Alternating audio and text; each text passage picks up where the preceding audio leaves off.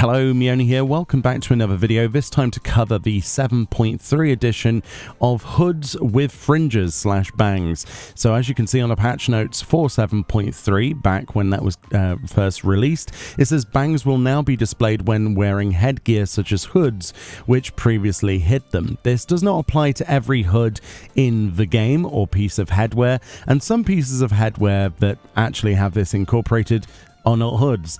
I thought it would be cool to show a comparison with some old footage and try to recreate the same exact scene in the modern 7.31 version of the game side by side and go through a few of these. So obviously, you know, the first thing to feature is the rain hood, part of the raincoat and rain attire. This hood obviously looks a lot better now. Your character's customization is obviously quite important to a lot of people who create their character, and fringes and things being displayed on these look so much better than the original, where it kind of looked a little bit restricted. Like, you take the hood off and you've got all this long hair with a big fringe, and then you put the hood on and it hides that completely and makes you potentially look bald. So I think this is a huge improvement. Others then that I've noticed that have changed: the iridescent hood of maiming for one. This actually looks a lot better as well. Then we have some of the more used glamour pieces like the Yorha series, the near raid, alliance raid stuff. So we've got the Yorha Type 51 hood of aiming. We have the Type 51 hood of scouting. Then we have the Type 53 hood of scouting as well. So that's from the second near raid. Then we have stuff like the Bosjan hood of fending. That's changed as well for the better, as well as the Bosjan hood of aiming.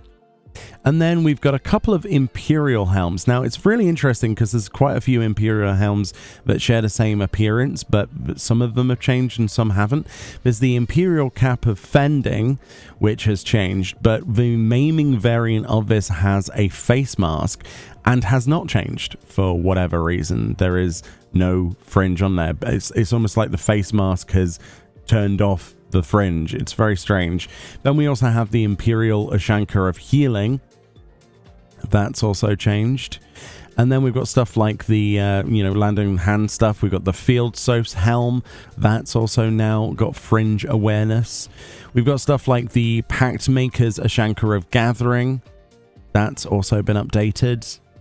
Then one of the fan favorites, the Fat Cat attire, the Fat Cat hood, looking so much better. Well, I think so anyway. I think it adds a lot more, individuality to the appearance of your character. And then we got a Felicitous hood as well, part of the Felicitous Furball set then. That basically rain hood with cat ears that reminds me of a Devout from old Final Fantasy. That also got updated much like you would imagine with the rain hood. So that looks a lot better. I like having the fringe draped down there on my face. Then we got, Warkor Zamor, which is the dungeon added in Dawntrail. We've got the Turban of Aiming. That's been updated.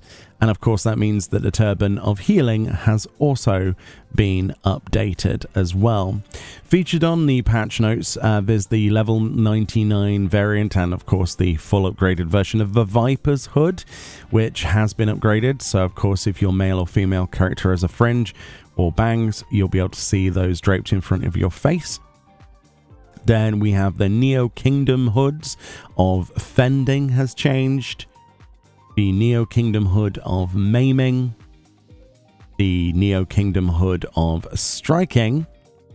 Then we've got from the Light Heavyweight series for the Arcadian, the Light Heavy hood of striking got updated, which is quite cool.